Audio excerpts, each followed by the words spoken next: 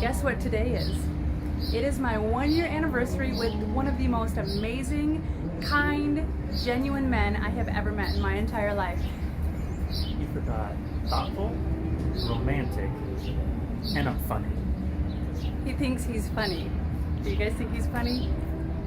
I'm still deciding. But romantic I will give him because he planned this entire day for us. And we have gone out and about in Phoenix today, Phoenix, Arizona. But we also went to the Science Museum and saw the mummy exhibit, which I really highly recommend because it was amazing. Amazing. But we are headed to the Compass Room, which is right up there.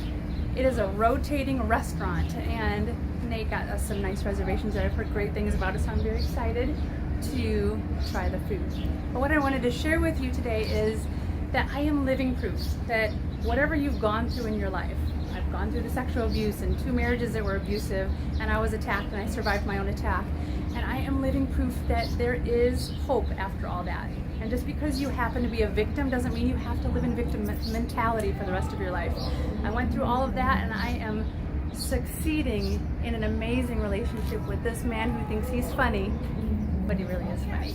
And we're just living a really fulfilling life together. So I just want you to know that there's hope out there. And if you're already in a fulfilling relationship, just something to think about is trying to see each other with fresh eyes every single day, or as often as you possibly can. Nate and I had an amazing conversation this morning, and we've been together for a year. I've known him for 4 years, and he and I talked about a whole bunch of things that I had no clue about him, and I learned a lot. And so I just see him in an entire new light today, and I just see him with fresh eyes. So if you're already doing well in a relationship, just keep that going, but keep continuing to grow and grow and grow together.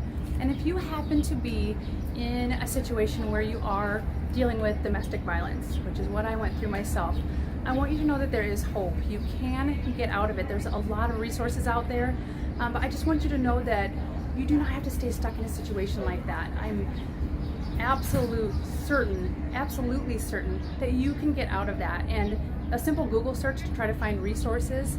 And if you ever need anything or any advice on how I got out of those situations, just message me on my page and I will get right back to you about that.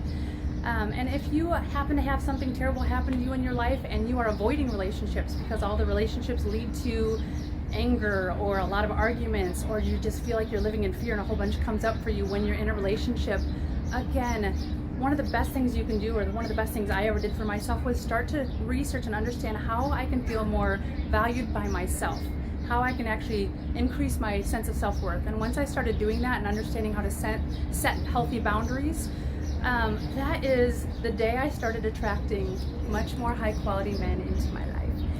And I should say high-quality man into my life. So I just want you to know there's hope out there. If you've been through anything like I've been through or anything different, I just want you to know there's hope. You can do it.